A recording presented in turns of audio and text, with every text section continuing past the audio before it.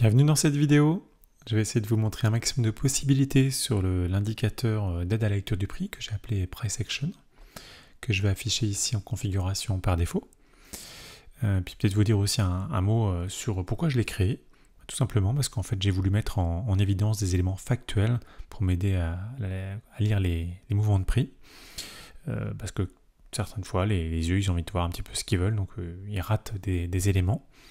Et puis j'ai aussi eu le besoin de me concentrer plus sur l'analyse et l'interprétation que sur du temps à passer à faire des petits dessins sur les charts, parce que quand on en parcourt beaucoup, ça représente pas mal de temps de dessin. Donc le but, voilà, c'est clairement de gagner du temps et de factualiser la lecture des charts. Alors dans cette vidéo, je vais vous expliquer chacun des petits éléments qui s'affichent, les petites flèches, les barres colorées, les zones ici, les petites croix et tout, pour que vous puissiez bien comprendre comment l'exploiter au mieux pour vous. Et je ferai très certainement des vidéos complémentaires pour détailler certaines utilisations que j'en fais. Alors, je vais commencer ici par l'analyse de la tendance. Le but, c'est de pouvoir gommer ces micro-mouvements, là, ce que je vais représenter ici par des petits traits bleus, là, des petits aiguilles, pour obtenir une tendance générale lissée, qui va ressembler à quelque chose comme ceci, où on va clairement voir apparaître des hauts, des sommets et des creux qui s'enchaînent, pour qu'on puisse analyser finalement, en dehors de ces fameux micro-mouvements, quelle est la tendance macro qui se dessine sur une unité de temps donnée. Donc ça peut être le daily, le 1 heure, le 15 minutes, le 5 minutes, ce que vous voulez. C'est de voir la tendance macro qui se dessine. Et une fois qu'on a cette tendance macro dessinée, on va pouvoir analyser est-ce que le nouveau sommet il est supérieur ou inférieur au sommet précédent. Donc là, en vert ici, j'ai métallisé des sommets qui étaient supérieurs au précédent, avec des creux qui sont également supérieurs au précédent. C'est ce qui va être la caractéristique d'une tendance haussière. Et à l'opposé, quand je vais avoir des sommets qui vont être inférieurs au précédent, je vais les métalliser ici en rouge, comme des sommets descendants. Idem pour les creux, des creux qui vont être inférieurs au creux précédent. Je vais les métalliser ici en rouge pour signifier des creux descendants. Alors maintenant, je rebascule sur la charte. J'ai activé l'indicateur Price Action sur lequel, au niveau des options, je n'ai conservé que l'affichage des points swing pour qu'on se focalise sur la partie tendance. Donc j'ai décoché tout le reste.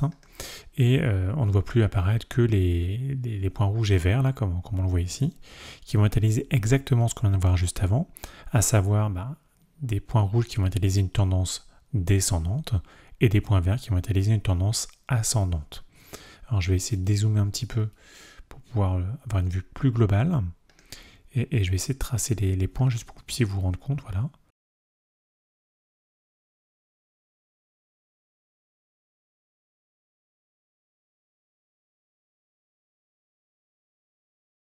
Voilà, c'est vraiment l'idée de cette visualisation de macro-tendance.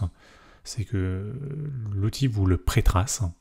Et en vous indiquant en vert ou en rouge si le sommet ou le creux est supérieur au précédent. Voilà, on voit ici en vert tout ce qui va être supérieur au précédent. C'est supérieur au précédent, celui-ci est aussi supérieur au précédent, et ainsi de suite. Et en rouge, les creux qui sont inférieurs au précédent, on voit ici, ainsi que en rouge ici, les sommets inférieurs au précédent. Voilà. C'est tout l'idée. Ensuite, si vous avez besoin d'avoir une fréquence d'échantillonnage plus serrée, je vais effacer mes petits dessins, tout à fait possible au niveau de l'indicateur. Moi j'ai mis une base de calcul sur un intervalle de 50 bougies, de diviser par 2 par exemple cet intervalle, et vous allez retrouver avec une fréquence d'échantillonnage beaucoup plus fine pour identifier les creux et les sommets. Donc ça c'est propre à chacun, ça dépend de votre façon d'analyser, de regarder. Sachez juste que ça existe. Et puis faites-vous votre propre avis. Moi personnellement, je préfère quand c'est un peu large pour bien voir dessiner quelque chose d'assez macro et pas avoir de bruit lié aux compressions de prix où ça va partir sur des creux ascendants et des sommets descendants et moi plus trop voir ce qui se dessine. Hop là, pardon, tac. Voilà. Alors, je reviens sur le point là, qui est pourquoi il ne s'affiche pas ici. Tout simplement parce que les points s'affichent en temps réel. Alors, qu'est-ce que ça veut dire en temps réel? Ça veut dire que finalement, quand je regarde dans le passé, ici, bah, le creux ascendant, en fait, il était dessiné au bon endroit. Hein. C'est juste que quand la charte elle avance, il va vous afficher en temps réel, et ça c'est très important de le voir en temps réel, parce que quand on est sur l'analyse de prix, on a besoin d'avoir l'analyse des informations en temps réel. Vous voyez ici, il détecte qu'il y a un creux ascendant qui est en train de se dessiner. Il le détecte tout de suite. Très important de le voir. Et donc quand le sommet se fait prendre, il déplace tout simplement la flèche sur le nouveau sommet, et ça suit. Donc ce qui est important de retenir, c'est que finalement l'information, vous l'aviez en temps réel, mais que la flèche suit pour pouvoir avoir une charte qui reste assez light dans la façon de présenter les informations. Pourquoi j'insiste là-dessus? Tout simplement parce que j'ai testé plein d'indicateurs. Je vais vous en mettre quelques-uns pour bien montrer la différence. Voilà, celui-ci il affiche des hauts et des bas. Alors je vais vous le mettre en mode replay pour que vous puissiez bien voir la différence. Non, je ne peux pas quitter, je veux revenir quelques barres en arrière. Ouais, je vais revenir sur le creux par exemple qui était ici. Et hop là. Ouais, l'indicateur détecte déjà qu'il y a un creux ascendant potentiel. Alors que finalement, l'indicateur que j'ai rajouté par-dessus, qui s'appelle pivot HL, qui est censé détecter les pivots hauts et bas, il va attendre plusieurs barres. Voilà, donc quand on regarde l'indicateur, on a l'impression qu'il trouve les hauts et les bas assez rapidement, sauf qu'en fait, il s'est passé quasiment 10 barres avant qu'il vous trouve ce low. Je vais vous en montrer un autre pour montrer le principe. Pareil, bah celui-ci, il n'a pas encore trouvé. Hein, j'avance. Là, il a trouvé qu'il y avait un low potentiel. J'avance. Voilà, là, il vient de le trouver ici. Donc là, en fait, il a trouvé ce low-là, mais seulement à partir de ce moment-là. En fait, il s'est écoulé une vingtaine de barres. Donc globalement, il vous donne le point 20 jours après, on est en daily ici, 20 jours après que le moment soit passé. C'est vraiment ça qui m'embête sur tous les indicateurs que j'ai trouvés aujourd'hui, c'est que l'information là, mais beaucoup trop tard. Je voulais vous montrer maintenant un fonctionnement un petit peu en temps réel de l'indicateur, donc je vais le mettre en replay pour accélérer le déroulé du temps. C'est plus pour vous montrer l'usage qu'on peut en avoir sur la base de cette analyse de tendance. Donc là, hop là, ça a été assez vite. Je vais le remettre légèrement en arrière parce que j'ai pas eu le temps de m'arrêter avant. Et je vais l'avancer barre par barre. Vous voyez, en fait, là, il est toujours sur une détection de creux ascendant. Et à partir du moment où il le break, il va détecter qu'on passe dans une tendance baissière et il va en déduire le height baissier qui va avec. Parce que du coup, là, il a cassé avant le low avant de casser le height. Et du coup, on est en tendance baissière. Donc, le prix devrait normalement continuer à faire des creux plus bas et des sommets plus bas tant qu'il ne change pas de structure. Voilà, donc un autre creux plus bas qui vient de se dessiner. Hop là, un sommet qui qualifie de plus bas par rapport au précédent, qui enchaîne sur un creux plus bas.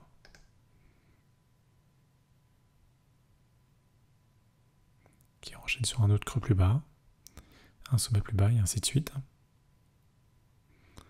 Et donc là, pour trader dans l'autre sens, il va falloir attendre un retournement de tendance.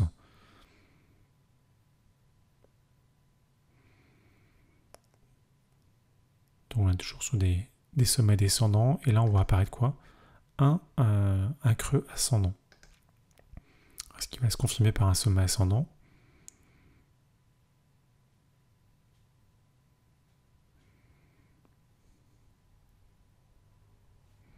Voilà. Donc là, alors je vais remettre légèrement en arrière parce que ça va très très vite, mais ça peut vous donner en tout cas des indications sur la nature des signaux qu'on va pouvoir récupérer par rapport à ça. Je vais avancer barre par barre, ça y est. Donc il y avait un creux ascendant qui se dessinait, qui a été reconfirmé par un sommet ascendant, et il en a trouvé et déduit un autre creux comme ascendant par rapport à ce dernier mouvement. Et ensuite ça part. Voilà, il repart faire des sommets ascendants. Il cherche un creux ascendant, sommet ascendant, et la tendance se renverse. Donc vous voyez, l'intérêt d'avoir le signal temps réel, c'est de pouvoir très vite agir quand vous avez le top pour pouvoir vous positionner et profiter d'un retournement de tendance dans le sens opposé de celui qu'il était en train d'avoir.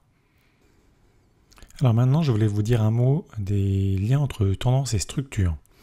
Le premier, c'était sur le sujet de la continuation d'une tendance haussière.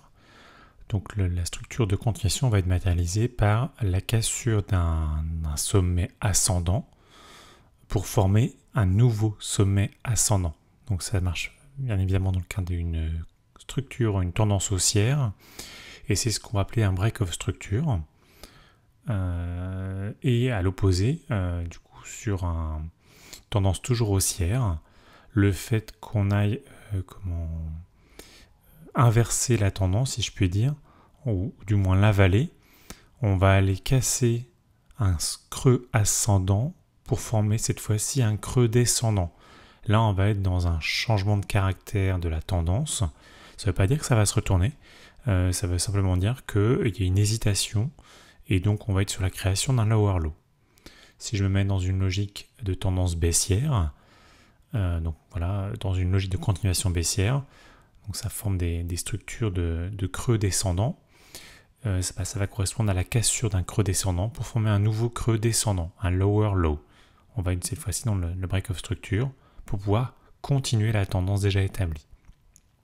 Et puis, dans la logique de retournement, au moins d'avalement, en tout cas d'arrêt provisoire de la tendance, on va avoir le lower height qui va être cassé pour former un higher height. Et donc là, on se retrouve bien dans un changement de caractère de la tendance qui était baissière et qui perd sa logique baissière pour soit se retourner, soit faire une continuation baissière. Alors je bascule maintenant sur la charte. Au niveau de l'indicateur, je vais activer la partie structure de continuation pour visualiser ce que j'évoquais sur la théorie juste avant. Et donc on va voir apparaître ici. Alors il y a deux, excusez-moi, je n'ai pas montré. Voilà, il y a soit on l'affiche avec label ou sans label. Personnellement, je les affiche toujours sans label, mais au début, je comprends que ça soit plus facile de les visualiser avec label. Donc j'ai repris la terminologie des petits pointillés très serrés pour les break of structure, donc qui vont être des continuations dans le même sens que la tendance. Et pour les structures d'avalement, les change of caractère de tendance, la même chose, j'ai utilisé les tirets espacés, comme je vous l'ai montré dans la partie plus théorique il y a quelques secondes, pour pouvoir les matérialiser. C'est pareil, avec l'option d'afficher ou non les labels. Personnellement, je ne les affiche pas, parce que je trouve que ça charge trop la charte. Mais je comprends qu'on puisse vouloir les afficher au début.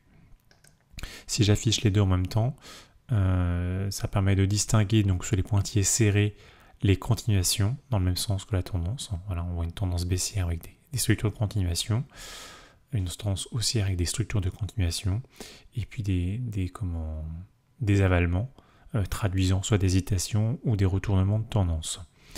Il y a une case à cocher ici, large et micro. Micro, ça sert vraiment à faire afficher des micro-structures. Donc je les affiche ici. Et au niveau des labels, il y aura un petit i devant pour traduire la notion de structure interne. Alors ça fait beaucoup de libellés sur la charte. Par contre, pour des analyses précises, ça peut avoir du sens d'analyser des micro-retournements ou des micro-avalements pour pouvoir se positionner ou en tout cas avoir une idée du sens qui est en train de se préparer. Donc vous avez le choix d'afficher que les structures avec un large empattement ou les structures qui sont très très rapprochées sur des intervalles, vous voyez ici, de 1, 2, 3 barres, qui sont ce que j'appelle ici des structures micro. Alors pour terminer au niveau des tendances et des structures, je voulais vous évoquer maintenant la manière de représenter des ruptures court terme de tendance, soit sur des tendances haussières, donc on voit bien une structure qui traduit une tendance haussière, qui va se matérialiser par un retournement court terme.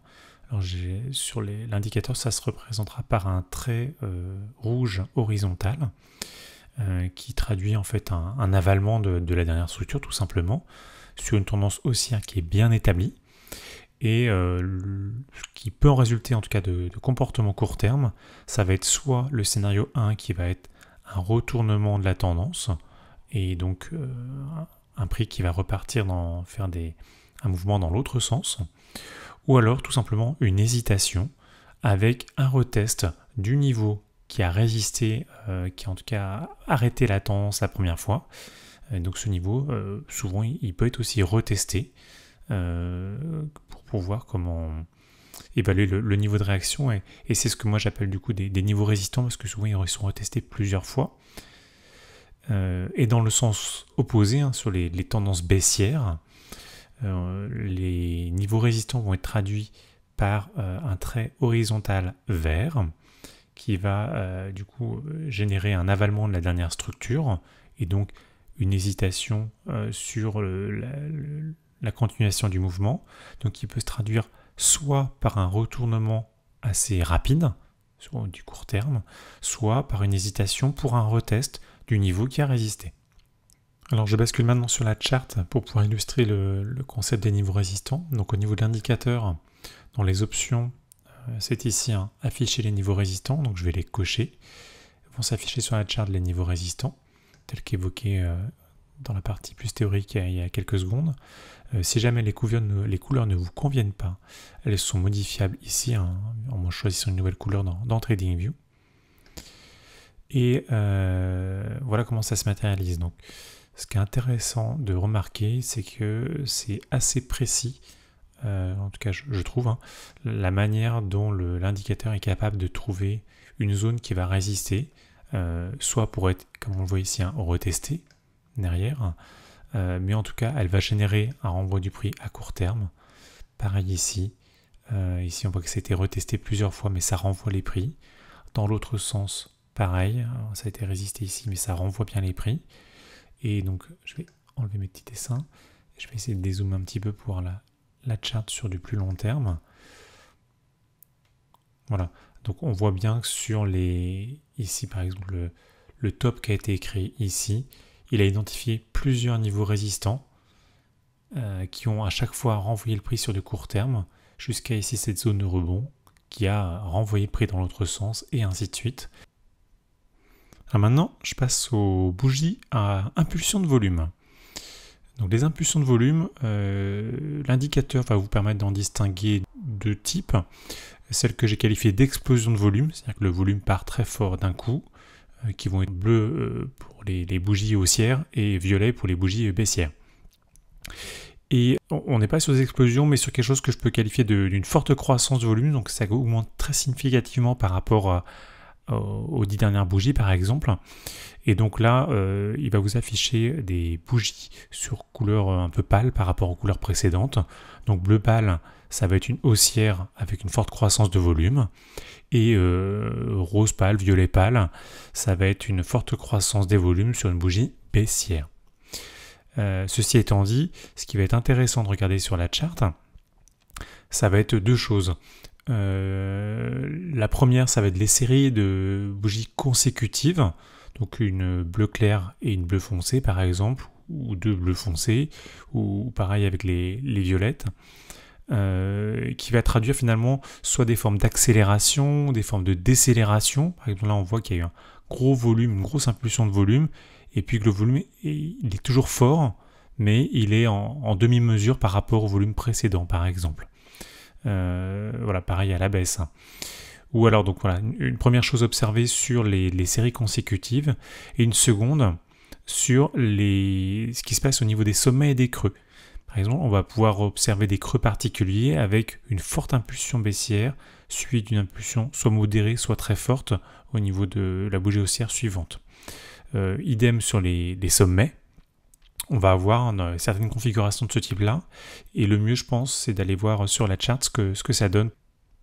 Alors pour activer les bougies à impulsion de volume, au niveau de l'indicateur, il suffit de descendre dans les options et de cocher bougie à volume explosif et bougie à volume en forte croissance. Alors, cocher soit l'un soit l'autre ou les deux selon ce que vous souhaitez observer. Moi je vais cocher les deux là pour illustrer le principe de fonctionnement. Si jamais vous souhaitez changer les couleurs, libre à vous de les modifier ici. Ensuite on voit apparaître du coup sur la charte les bougies à forte impulsion de volume. Donc on voit ici hein, les bougies bleues sont corrélées ici à des augmentations de volume, ici les bougies violettes également. Par rapport à ce que j'évoquais juste avant sur le qu'observer finalement avec ces bougies impulsives, ça va sauter un petit peu aux yeux finalement de le voir comme ça. quand on a une impulsion par exemple haussière, souvent c'est pour aller prendre un sommet. Hop là. Par exemple, celui-ci a été pris et celui-ci aussi. Quand j'ai une impulsion dans l'autre sens, voilà, on voit des bougies violettes ici, c'est pour aller prendre un creux. Et peut-être ici, peut-être des stops qui sont cachés ici. Donc c'est une première chose à observer, c'est que finalement les séries de bougies consécutives, souvent, elles vont avoir pour objectif d'aller chercher un top ou un low qui serait à manger. Ensuite, je parlais des sommets aussi, hein, je vais essayer d'en trouver, je vais peut-être descendre sur les time frames pour voir des... Donc je passe en 1 heure, on va aller chercher des... Voilà. Typiquement, voilà, ici, on a une violette, une bleue, on va être sur un mouvement qui s'est arrêté. Finalement, la grosse impulsion haussière vient arrêter le mouvement et la création d'un range derrière. Ici, je vais zoomer peut-être un petit peu. Voilà, ici on a une violette, une bleu ciel. C'est pareil, on sent qu'il y a un niveau résistant qui se crée avec du coup l'arrêt de l'impulsion baissière. Hop là.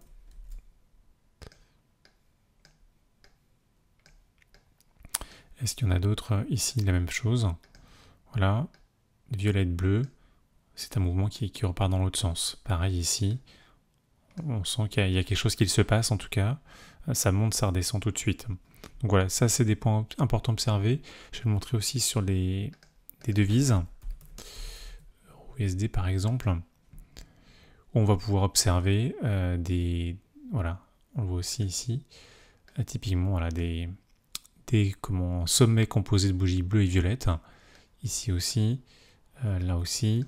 Et donc, voilà, le constat c'est que très souvent, ce sont des sommets qui servent de point de retournement pour relancer la tendance dans l'autre sens. Alors maintenant, je vais dire quelques mots sur les imbalances qui sont aussi appelées déséquilibres. Déjà en premier lieu, c'est quoi pour ceux qui ne savent pas ce que c'est? Tout simplement, ça va être sur une bougie. C'est l'intervalle de prix qui est non recouvert par les mèches. Donc vous voyez, j'ai pris la bougie sur laquelle j'ai ma souris, qui est une bougie haussière. Et je prends la mèche qui est juste avant, la mèche qui est juste après, et l'intervalle de prix entre ces deux mèches représente ce qui s'appelle imbalance. De la même manière, sur une bougie baissière, je vais prendre la mèche juste avant, la mèche juste après, et l'intervalle de prix entre ces deux mèches représente l'imbalance. Donc sur des bougies pour lesquelles les deux mèches se touchent ou se chevauchent, il n'y a pas d'imbalance. Et sur certaines bougies, les deux mèches ne se chevauchent pas, et c'est ce qui permet de créer ce qui s'appelle imbalance. Alors pour activer l'affichage des imbalances, dans les options de l'indicateur, vous descendez jusqu'à trouver la petite boîte imbalance options. Il y a plusieurs choses, je vais vous expliquer un petit peu comment ça fonctionne. La première déjà, c'est d'afficher les imbalances initiales.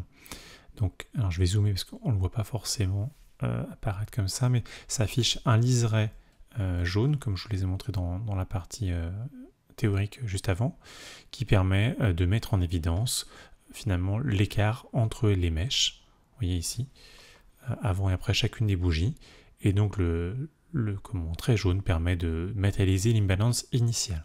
Pourquoi initiale? Tout simplement, en fait, dans le temps, cette imbalance, elle va être mangée, si je puis dire. Et donc, pour mieux le voir, vous pouvez afficher les zones à rééquilibrer ou les zones restant à rééquilibrer. C'est-à-dire qu'en fait, ici, j'avais une imbalance, par exemple, qui faisait cette taille-là.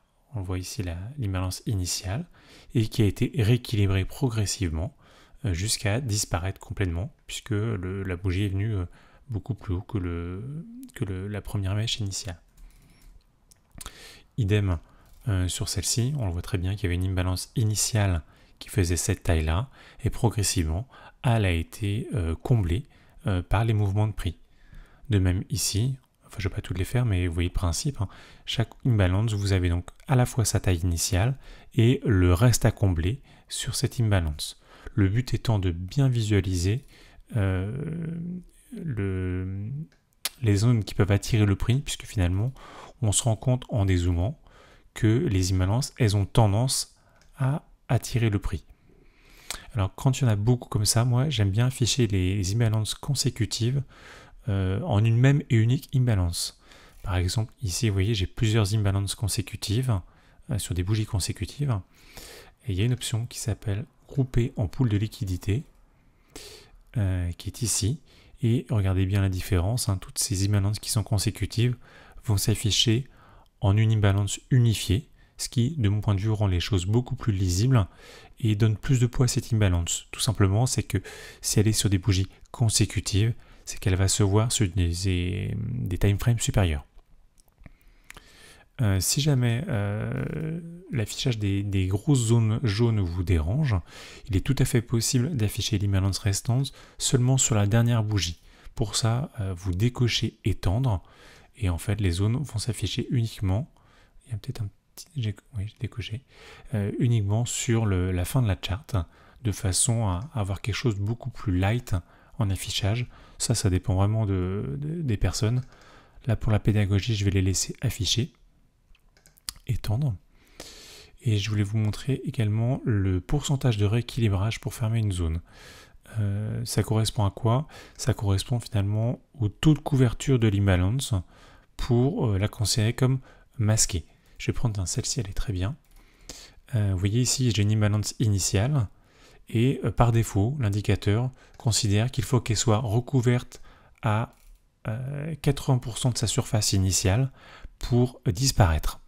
Si par exemple là on voit que j'ai une petite mèche ici, on peut considérer, hein, ça dépend chacun, que ça soit suffisant pour la combler, et je pourrais tout à fait dire que à 50% de mon imbalance initiale, voilà, je considère qu'elle est comblée, et donc cette mèche là va suffire pour combler l'imbalance qui se trouve ici. Moi j'aime bien aller plus loin, mais après c'est configurable, chacun peut le mettre comme ça lui convient. Également, si vous voulez alléger votre charte, vous pouvez aussi faire le choix de masquer les zones qui ont déjà été retestées, ce qui va vous permettre de n'afficher sur la charte que les zones qui ne sont non retestées. Vous voyez, ici, la charte est beaucoup plus light, hein. Ça permet de bien voir tout ce qui peut encore attirer le prix. D'accord ? Après, pour des besoins de pédagogie, ça peut être, ou d'analyse a posteriori, hein, ça peut être aussi intéressant de les visualiser pour comprendre le fonctionnement du prix et de bien voir à chaque fois que quand il y a une imbalance qui est créée, finalement elle est comblée progressivement jusqu'à disparaître. Qu'est-ce que je voulais ajouter sur ces imbalances? Peut-être aussi matérialiser le lien avec l'indicateur le fixed range du volume, pour montrer que finalement, à chaque fois que j'ai des zones d'imbalance, alors je vais essayer de bien me caler ici, ça correspond à des creux dans le volume profile. Vous voyez, si je décale mon visible range ici, pour voir bien l'imbalance, on a le temps qu'il se mette à jour, ça correspond également à un creux dans le volume profile. Donc c'est une autre façon de voir la même information qui est dispo dans le volume profile, mais de le voir intégré à la charte, pour pouvoir identifier des zones d'intérêt, soit pour prendre des ventes, soit pour prendre des achats. Alors dans les options, vous avez également la possibilité d'afficher les prises de sommet ou de creux qui sont les plus significatifs pour contenir des stops. Donc là, il faut aller dans l'onglet de style, afficher, cliquer sur prise de liquidité sur un height ou sur un low, et vous allez avoir un ensemble de croix qui vont apparaître sur la charte. Vous pouvez changer la forme, mettre ce que vous voulez comme forme à la place. Ce qui est intéressant de voir, c'est finalement qu'il va être capable de vous matérialiser sur chaque sommet. Par exemple celui-ci, hop là. Finalement, il a pris ce height ici. Ce creux-là, voilà, il a pris celui-ci. Ce creux, il a pris celui-ci, et ainsi de suite en fait. Ici, on voit bien qu'on a pris celui-ci. Donc, il va vous indiquer à chaque fois si le mouvement qui vient d'être produit a contribué à prendre un niveau qui était potentiellement quand on a des stops. Ça, c'est important de le voir, puisque du coup, ça peut souvent, une fois que l'ensemble des stops sont pris, déclencher un mouvement dans le sens inverse. On le voit ici, les stops, ils ont été pris ici, puis ici, et le prix repart, une fois que c'est pris, ça repart dans l'autre sens. Voilà, c'est un exemple, mais en tout cas c'est intéressant de le voir comme tel. Supprimer les dessins, et je vais zoomer dans les différents time frames. Je vais aller voir par exemple sur du 5 minutes. Voilà. Voilà. Et on ne voit pas toujours hein, quand on est en zoom sur les charts. Ici, finalement, cette mèche-là, elle a contribué à prendre le haut qui est, voilà, si je laisse montrer, c'est parfait comme ça, le haut qui était ici. Cette mèche-là, elle a contribué à prendre le creux qui était ici, et ainsi de suite. Dans la même philosophie, l'indicateur permet également d'afficher les niveaux de valeur à peu près égales, les équales height ou low, qu'on va afficher ici. Voilà. Ça va afficher en fait tout un ensemble de petits traits horizontaux sur lequel, si jamais les libellés vous agacent, vous pouvez les enlever en décochant label. Je vais mettre à côté ici. Label, ça devrait disparaître ici et ici. Voilà, ça met un petit peu de temps mais ça disparaît. Je les réaffiche là pour l'exemple. Et donc, ça va permettre d'afficher ici les creux qui sont quasiment de même niveau, ainsi que les hauts qui sont quasiment de même niveau, puisque finalement, ce sont plus on a à avoir de sommets ou de creux qui sont quasiment au même niveau, plus les gens vont avoir tendance à mettre des stops sur ces niveaux-là. Donc ça vous donne un indicateur visuel aussi sur l'endroit où peuvent être localisés des stops potentiels. Pourquoi ces traits s'affichent ici en pointillé? Tout simplement parce que ce sont des anciens equal low ou height qui ont été cassés. On voit d'ailleurs il y a la petite croix bleue qui s'affiche ici parce que ces deux niveaux, enfin cette zone avait des stops de même niveau sur des heights et la mèche a été juste au-dessus et est repartie dans l'autre sens. De la même manière, ici on voit qu'on avait des heights de quasiment même niveau et la mèche est venue les prendre juste après. Voilà pour illustrer le principe des points de même niveau et puis des prises de sommet et de creux. Autre élément que l'indicateur permet de mettre en évidence, ce sont les zones de range. L'indicateur va analyser les sommets et les creux et essayer d'en déterminer finalement le plus bas et le plus haut d'un range pour vous afficher sur la partie de droite une sorte d'échelle qui va correspondre finalement à des niveaux de retracement, vous allez voir ça, du mouvement en fait ici, celui qui part d'ici et qui va jusqu'ici dans le cas d'exemple que je vous montre ici, en vous affichant le milieu de range, surtout pour vous faire prendre conscience que vous êtes dans le milieu de range et peut-être d'éviter de prendre des positions là, sauf si vous savez exactement pourquoi vous le faites. Et du coup aussi de valoriser les zones premium qui sont censées être des zones privilégiées à la vente et les zones discount qui sont censées être des zones pour privilégier des achats. Regardons ça un petit peu ce que ça donne sur la charte. Alors pour afficher le range sur la charte, le range qui va vous calculer, vous allez dans les options.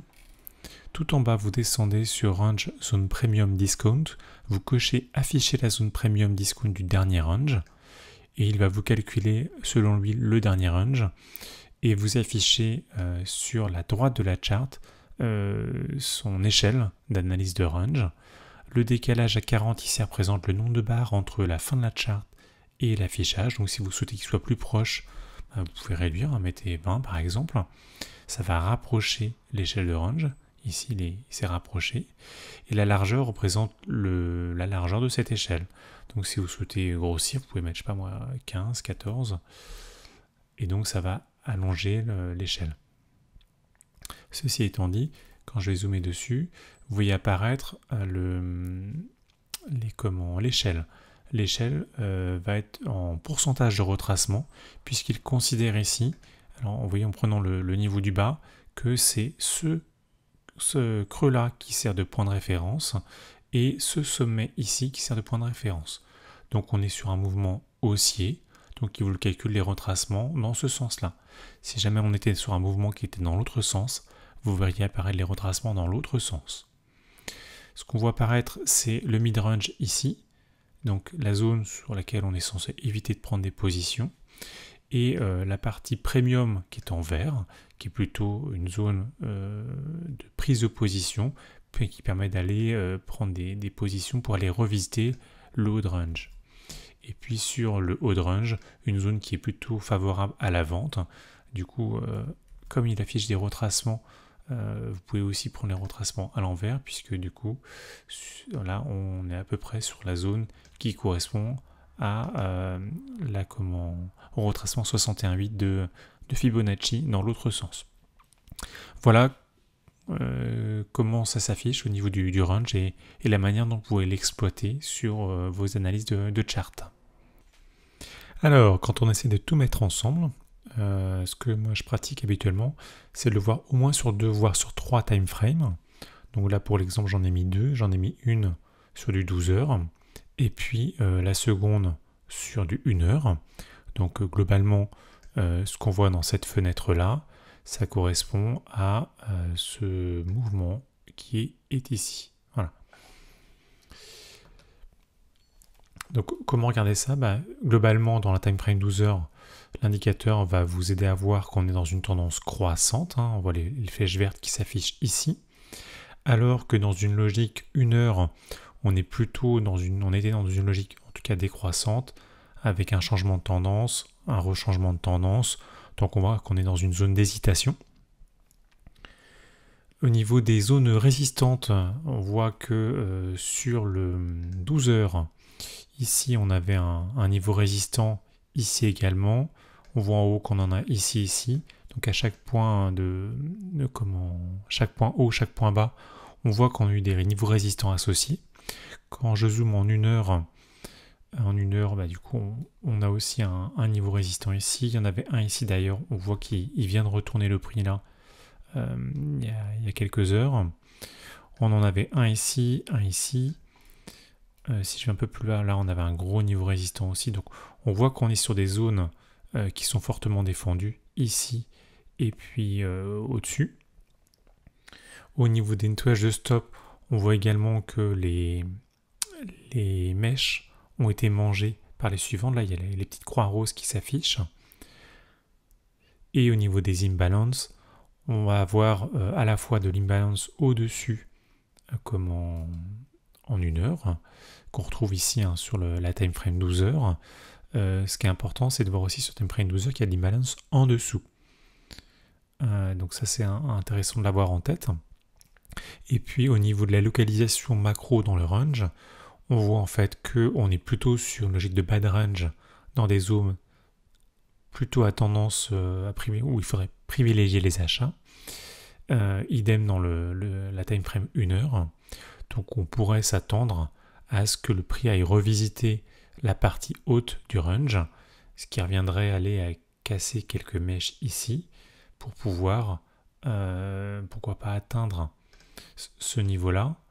Ce niveau-là qui est ce niveau ici, c'est la même chose dans la time frame supérieure, qui reviendrait à aller toucher une zone de rechargement, les 61,8 de retracement du mouvement descendant. Voilà pour l'illustrer. Je peux le faire également sur peut-être du Forex. Je vais juste nettoyer tout ça en USD. Voilà. Et pareil sur l'autre time frame.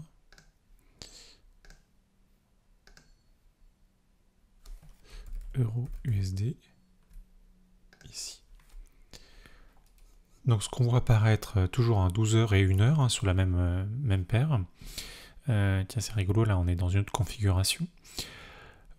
Sur la time frame 12 heures, on est dans une logique de tendance croissante avec des sommets ascendants et des creux ascendants.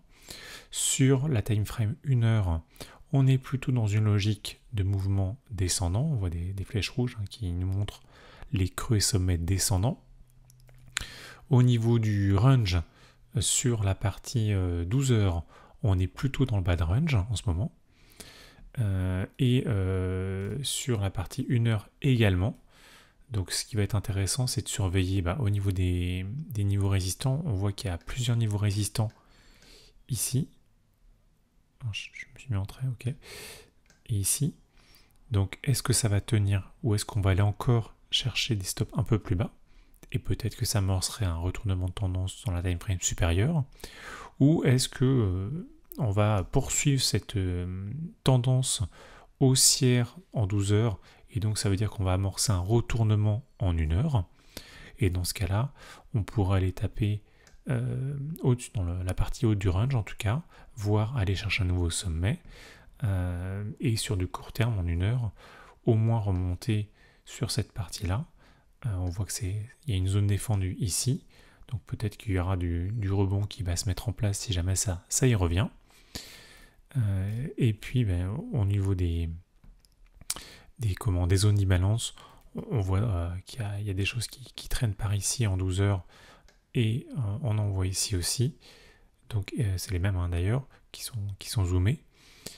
Donc ça ferait sens que le prix aille le revisiter avant de faire autre chose.